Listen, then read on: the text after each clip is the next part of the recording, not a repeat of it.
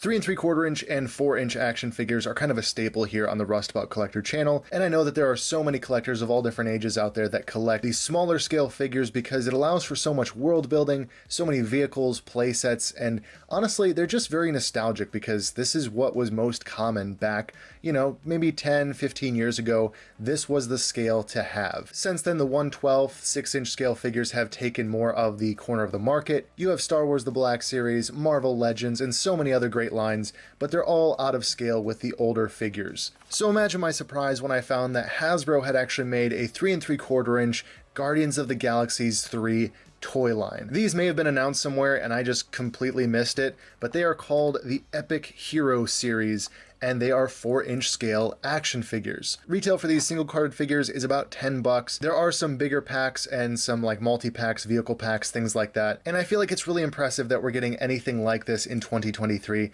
Usually when there's another off-scale figure on the market, when it's not the Marvel Legends series, it's something that's very under-articulated, more made for kids. It's usually like a 7 or 8-inch figure, or maybe like one of those 12-inch figures. Now I only have one that's still in the package. I did open these and try and get a sense for what the figures are, but most of them are going to come in a package much like this. They are all part of the plasticless packaging arrangement, so you're going to have the single card figures with this little cutout, which I really like, and then the other ones will come in more of the standard boxes we've seen with Black Series, where there is no cutout, you just see a render of the character. So we're going to jump right into these figures and see what they're all about.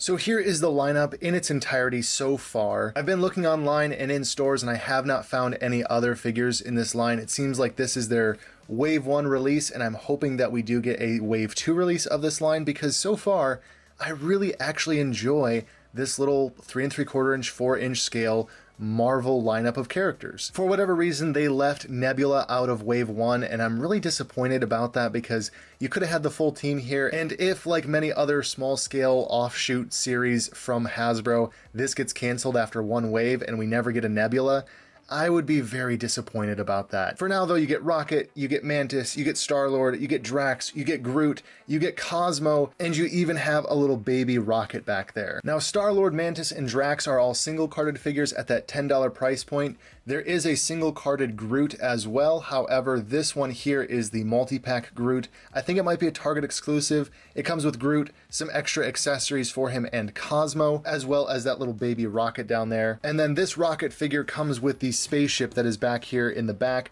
I'll talk about that briefly, but honestly I really don't care about the spaceship. It's rather cheaply made. It's very toyish, very not terribly interesting. I don't know how I will incorporate it into my collection. I might just get rid of it because it's kind of large, and I don't know, we'll talk about it later in this video, but for the most part my focus here was to get these 4-inch Guardians of the Galaxy figures. Starting things off here with Star-Lord, this is a pretty solid action figure. He has a pretty good face sculpt, and honestly it does have a passing resemblance to Chris Pratt. It's not super good, but it's good enough, and at the 4-inch scale they've actually gone ahead and done face printing, which makes those eyes and some of the other facial features look really crisp, which I appreciate. For a little line like this, a little 4-inch kind of offshoot line that isn't Marvel Legends, I do appreciate some more high detail, high res paint apps here. For accessories, he comes with 2 of these blasters. There are no paint apps on these or anything. He does hold them nicely though, there's no issues there, they don't fall out of his hands or anything, and with the different posability that you can get out of this figure, he can get into some good action poses, fighting off the enemy aliens and all that stuff, saving the galaxy as the Guardians are wont to do. And for the figure itself, overall, this is a very nicely detailed action figure. The sculpting is all there.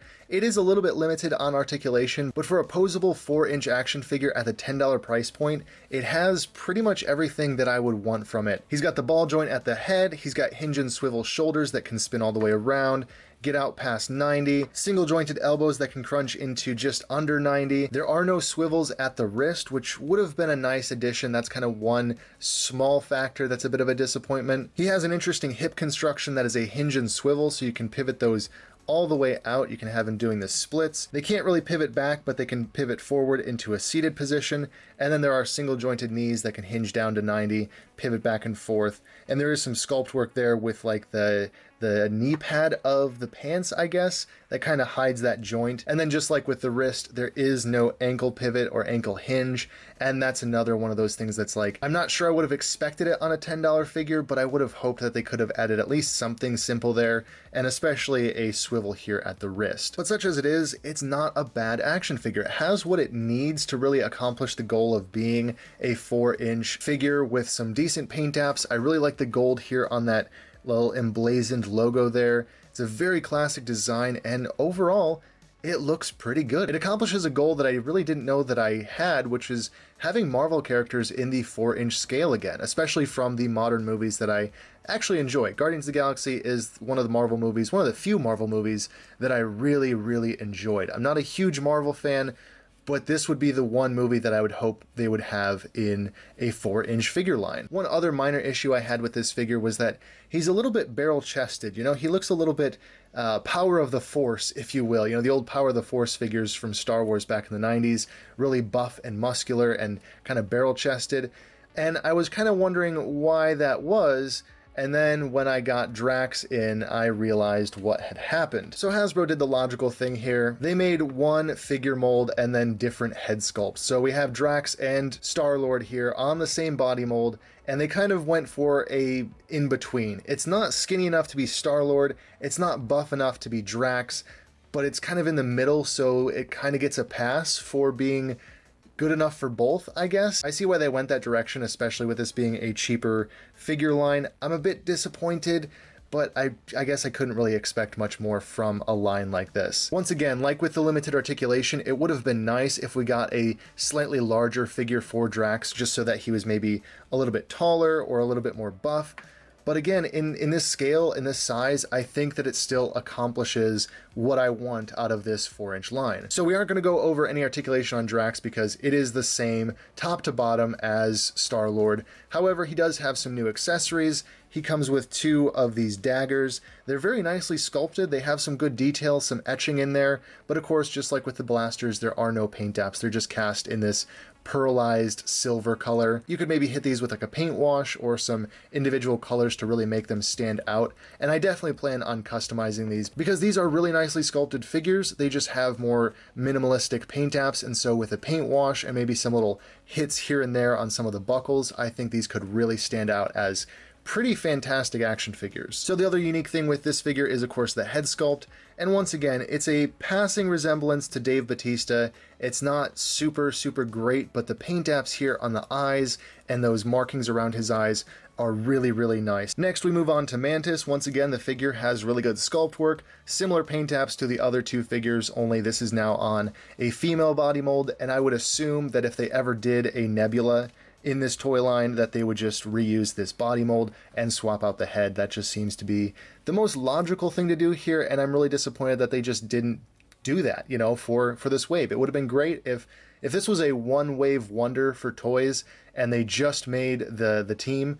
That would have been perfect. You know, they could have never made a second wave at all. It would have been fine, and we would have had the full team. The articulation is pretty much the same. Hinge and swivel, same type of hinge and swivel hips, you know, into a seated position, outwards, hinge and swivel knees, no ankles, no wrists. It's simple, but it's effective. Once again, the head sculpt looks really good. I think they did a great job with the color of plastic that they used for her face here. The hair is cast in a softer plastic, so even though it falls over the shoulders, it doesn't really get in the way of that articulation. Even in the back there, that piece can just kind of move out of the way. And she does come with some weapons, even though I don't recall her ever using blasters in the movie. Either way though, she has this one here that's kind of like a Han Solo-esque blaster, and then she has this one which looks to be like a tri-barrel blaster of some kind. Either way, even if she doesn't use them in the movie, I have to go back and watch it to actually confirm that. They're still great accessories to have. You can always give them to another character. It's no big deal. Then we move on to the Groot and Cosmo and little baby Rocket here. I guess technically 3-pack. It's kind of a 2-pack. It's kind of a 3-pack. Either way, it's a great little bundle here. I think this retailed for $20, so it's double the price of the individual figures. And I think this is the best bang for your buck when it comes to getting the Groot. The single card one is probably great as well. However, I could not do without getting Cosmo here. I absolutely love the dog in the movie, and so it's great to have this figure as well. And then the little exclusive baby rocket is just absolutely adorable. Of course, there's no articulation here, but there's some great paint apps, and it's just a cute little accessory to have sitting around. And I guess kind of maybe minor spoilers for the movie. If you wanted to, you could always have this be not Baby Rocket, and instead one of the little babies that he rescues at the end of the movie. Groot here comes loaded with some pretty cool accessories. He has the same blasters included as Nebula, and as you can see there, they kind of clip onto these tentacles, and that allows him to do the scene in the movie where he, turns around and spins with all the blasters on him. But if you don't like that, that piece is removable, and that just reveals the standard Groot figure. Ball jointed head, hinge and swivel shoulders. It's a little bit clunky in the articulation just because, he is a more bulky, sculpted figure. But overall, again, it accomplishes what you need out of a 4-inch articulated Groot. Even though there's no real-life actor to base this off of, the face printing is still really nice. I love the detail on those eyes. It really just brings these little figures to life. And again, I think especially with a figure like Groot, a paint wash, like a brown paint wash, would just make all of this great sculpt work really, really pop. He does have some green highlights kind of painted on there to emphasize maybe some moss growing or something like that. This is a really fantastic character, and once again, I cannot express how happy I am that I found this line. I don't think this line has gotten a lot of advertising or appreciation. It was really hard to find them. I had to pick up some of these figures from Target's website, and then I had to pick up some of the other ones from Amazon. There's really not a lot of info on these out there. I've never seen them advertised. In fact, it was someone else that posted them in a story, and I was like, oh shoot, like there's actually a 4-inch line of Guardians figures. There is another accessory for Groot here though. He does have the wings, and those just slot into the peg hole in the back. Once again, no paint apps here or anything, they're just molded plastic, but there is some really nice sculpt work. And, it does the job. It gives him wings, just like Red Bull would. And then there's everyone's favorite cosmonaut dog, Cosmo. This is an absolutely adorable little action figure. It does have a little swivel here for the head. There's a really great expression on her face. I feel like there's almost like a little bit of a smirk hinted at there, which is just absolutely perfect for her. The legs are all on a swivel. The tail is on a swivel, so I guess you could have it kind of be positioned a few different ways. Not a lot of expression there. I think I would have preferred maybe a ball joint there, but it's suitable for the price point and for what it is as a toy. And again, there's some nice paint apps here with the red and the brown. Some are of course missing, and yeah, I'll probably go in and I will paint those details like on her little comms pack here and stuff like that. But for what it is, out of the box, this works, it represents the character nicely. And if you get all of the sets that I'm showing here in the video, you have almost a full cast from Guardians of the Galaxy 3. Now, of course, there are some vital characters missing in this Wave 1, and so I do hope that there's enough success, there's enough people buying these that there is at least a Wave 2 so that we get Nebula and maybe a few of those other supporting characters. But again, I think that the hype from the movie is probably dying down at this point, and I don't know if a 4-inch line is really going to sell well in 2023. I hope it does. I hope it's enough to get a second wave, but we'll just have to wait and see. So then finally we have Rocket here, and he does not come with any accessories, unfortunately. He is packed in with the vehicle, which means this is actually the most expensive figure to pick up in this collection. I think altogether it retails for about $25, and you do get a lot, but it's just not for me. The ship is not something that I'm super stoked about getting. Despite his smaller size though, he is still packed with the same amount of articulation as the other figures. He's got a ball joint at the head with some really great face printing and detail on all of that fur. Hinge and swivel arms, hinge and swivel elbow, highly posable hinge and swivel hip that can allow a wide range of movement, and then even a hinge and swivel at the knee, which is really great for a figure this size. And he does have a swivel on that tail. So I guess you can have a little bit of like personality there. You can have it cocked off to one side, you can have it down for a little bit more stability when posing him, or if you want to have him sitting down, you can have it just up like that. Now, like I said, he doesn't come with any accessories. I would have appreciated him having like his big rocket launcher gun or something like that. But thankfully we have these accessories from Mantis, and you can just give him one of those. That way he at least has something. But if you have Star Wars weapons or any kind of just random blasters and sci-fi weapons laying around in one of your fodder bins, you can probably give him something that would look just as good. Now, as promised, I will talk about the ship that he comes with, even though it's not really something that I was super stoked about. You do have to pop everything together. In fact, this seam is actually coming open, so we'll just put that back together. It is sculpted nicely. You do have sort of a play feature here where you can hold onto this handle and, swoop it around. There is this spring-loaded launcher in the front, and if you pull the trigger, it will shoot off rather aggressively, actually. It has a pretty strong spring in there, which is cool. And then there is a little nodule that can break out from the middle. It's kind of tricky to do, but you can get this detached, and this is where you will put your figure inside. This is kind of the cockpit, even though it's rather simple. Again, it's a very toyish design. It's not something that I was super stoked about. I really just wanted the action figures to put them with my other 3 3/4 inch, 4-inch spaceport figures. But I have this now. I wanted to talk about it, show it off. You know, it's not bad from the backside. It's very hollow. There's a lot of like open, exposed areas here. But for what it is as a toy, I think it definitely accomplishes the goal of being that. It's just not something that I need in my collection per se.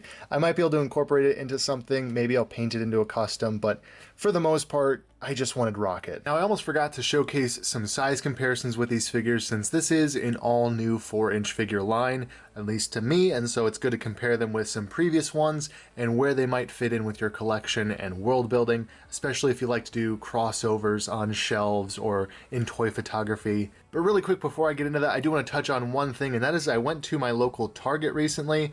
I say local, it's like an hour and a half away, but I was in town for something else, and I stopped by, and they had these figures on pretty steep clearance. The single card figures, as well as Rocket and his spaceship, were both 50% off, so these were like $5, and this was somewhere in like the $20 range, I think, or maybe $15 range. But the only thing that wasn't clearanced was the Groot and Comet 2-pack, so, that was still, I think, around like the $19 range, which is still fair for that. If you can get the rest of the figures on clearance and then you get this one at retail, that's still a pretty good deal. I just wanted to put that out there because I ordered these online and they were all full retail price. I didn't have a store to check locally, but then when I went, I found them all on clearance. So, you live and learn. For some of you, hopefully that's helpful, because then maybe you could get these for just a little bit less. For some comparisons though, here they are next to a Pursuit of Cobra Viper. Of course, G.I. Joe is one of the classic 3 3/4 inch scale figure lines, so I think the fact that it scales well within that is a good sign. Here they are also next to the new Vintage Collection 212th Clone Trooper. Vintage Collection tends to run a tad smaller just as a whole. It still does scale well though. I don't feel like that height difference is anything significant where I'd feel like it's out of place or anything like that. And then finally, here they are next to the World of Halo Master Chief from Halo Infinite. Master Chief is actually perfectly in scale with these figures, because Jazzwares did an excellent job of scaling their World of 4-inch figures around the Master Chief, so him being a whole head taller than even Groot does actually make sense in the world, in the universe. This actually could be a pretty accurate crossover with Master Chief being augmented and larger than the humans. But once again, I think that these figures fit in very nicely with pretty much any 4-inch, 3 3/4 inch scale toy line, and I really appreciate that they've gone ahead and done that. Just because some previous lines that are offshoots of their main lines, like the Toy Box and what was the other one? The Galaxy of Adventures from Star Wars. They're usually like 5-inch or 7-inch or, maybe 12-inch. They're very rarely done in a 3 3/4, 4-inch scale style, and I really appreciate that they've gone ahead and done that, so that even though they might be a little bit more limited in articulation, they still can fit in within the world of other action figures. But there we have it. There is the 4-inch Epic Hero line of Guardians of the Galaxy 3 figures from Hasbro. I did not know this line even existed until maybe like a week ago. So I'm curious down in the comments, let me know if you guys have heard of this or seen this on shelves, and what you all think of these slightly less articulated but still pretty detailed figures. Are you going to pick up anything like this, or is this kind of a pass for you? You'd rather have a highly detailed figure like Marvel Legends? I'm kind of curious what the consensus is. For me personally, I'm really excited to have another 4-inch line on the market. I really hope that this line lasts long enough for us to get a Series 2, to get that Nebula, to hopefully get a Kraglin. If it doesn't, maybe I can find a way to make some customs, but yeah, I really hope that a line like this succeeds and we maybe see it used for even some other Marvel properties with some of the other upcoming movies. I would definitely invest in this with very specific characters. I don't need every Marvel character in this line, but I would definitely invest if they had some more variety. If they made an Iron Man, I would probably pick something like that up. But my main thing here is I really hope that they finish the Guardians team. If they did just that, I would be happy. That's all I would want, is just finish the team and then you can cancel the line and I would be satisfied. But anyways, that is my quick look at this little toy line. If you like this video, please consider leaving a like down below. And if you're new to the channel and you like these types of videos, hit that subscribe button, you know? I do appreciate that. Down in the description of this video is my P.O. Box address if you want to send anything into the channel. Also, there's a link to my Instagram where I post toy photography and toy content. As always, if you made it this far in the video, thank you so much for watching. Have a wonderful evening, noon, or night, depending on when you're watching this video, of course. And as always, I'll be sure to catch you all in the next video.